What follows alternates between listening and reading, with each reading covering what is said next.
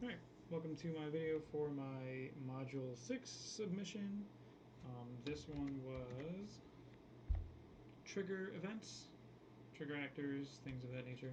So, for this one, we were specifically asked to add a trigger event that causes object to launch when approached. Blueprint screenshot submitted to instructor, and then the Bitbucket, and then the written description, which I'll do the Bitbucket on here, and then I'll attach the document as well. So let's get it going. So first I'll show it in action. So as you can see, I have my WeOvlos, 3 of them that are around the starting area, trying not to get pelted by meteors. So let's approach this one first, and as I approach the collision box, you'll see it take off vertical. Ooh, it got struck by a meteor. Well, that one's gone. Man, I'm glad I got that in video. What are the odds of that? Alright, so let's go. We'll launch a couple other ones first. The cool thing is, because it has a...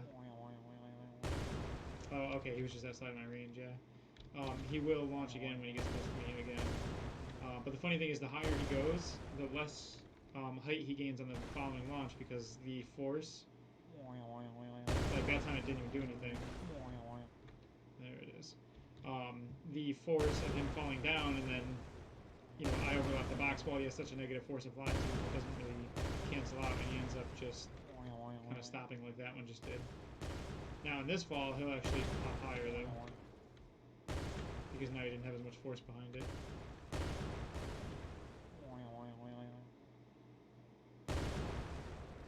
And then while they're hovering too, if I catch them at the bottom of a hover, they go a different distance than if I catch them at the top of the hover. Like if they're already hovering up, and I run up on them, they accelerate much faster because they already had force applied to them vertically. That's interesting, watching the physics in action. Okay, I think I've successfully launched them all kind of away. My meteors might have helped get rid of them, apparently.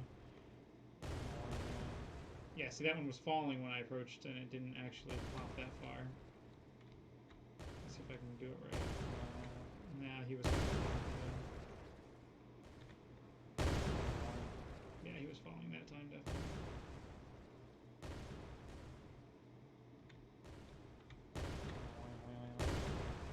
He was going up that time, but not much.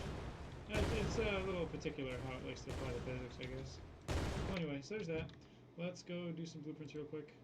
So I'll open the level blueprint. In here... nope, it's not in the level blueprint. I don't know why I opened that. I believe it was in the WeOvlos. Yes. So in here, I have an overlap event on this box. I added a collision box, as you can see on the outside. I made it a child of the static mesh. I did have to mess around with like who was the parent, who was the child, different settings for collision. It was weird because it was working just fine, and then when I opened it, my collision was all wonky, and the ray trace from the box, the actual static mesh on the hover component, the ray trace was hitting the collision box and causing it either to not move at all if I had it off, or it was like perpetually going up because it was always hitting its own collision box or whatever. It was being weird, but I got it figured out. So there's my collision box on the outside.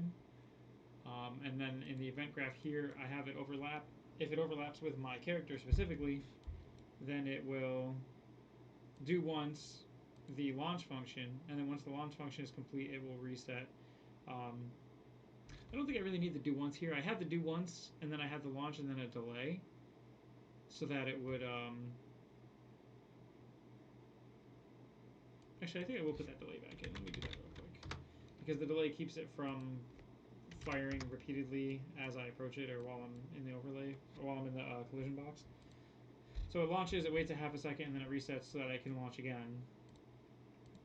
And then I'll just open up the launch function, which the launch function is literally just add force of 250,000 units vertical along the z-axis to the static mesh, which is the main component there.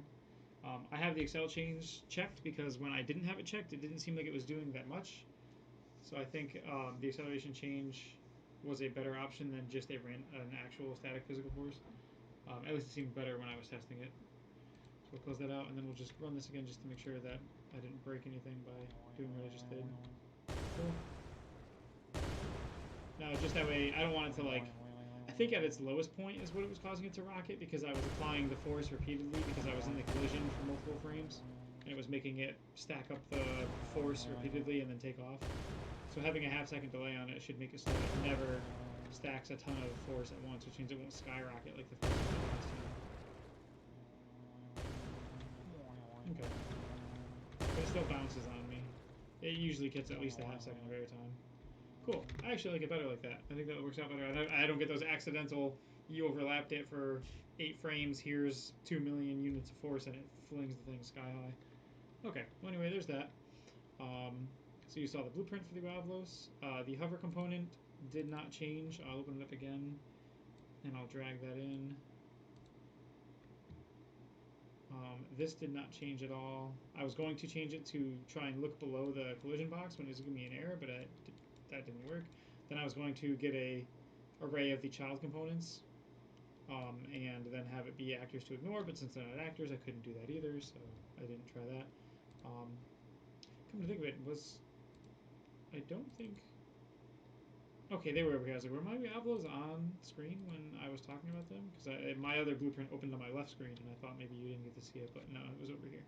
Okay, so there's that. That's everything.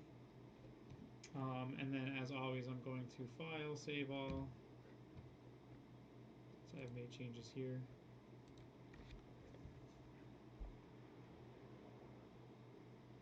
We'll drop Unreal, and we will go grab Git Bash, bring it in.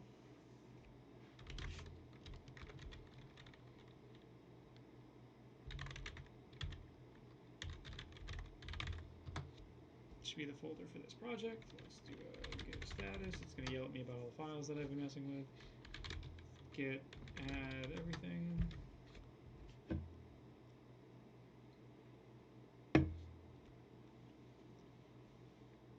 Cool. Git commit. Ooh, that's not how you spell that. We'll have the message be added launch function to WeOvlos. Yeah, that's fine. Added launch function to WeOvlos. That's pretty much what the whole point of this was.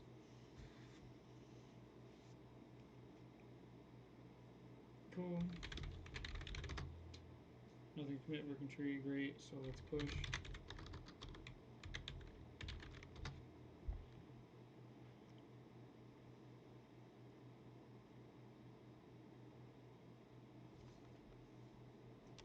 Looks good so far. Looks awesome. Now let's just do one last status just to make sure. Branch is up to date. Nothing to commit. Working tree clean. Awesome. That's it. And then yeah, I will attach my discussion. My not discussion. My post.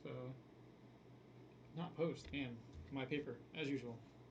Thank you for watching, and see you in the next one.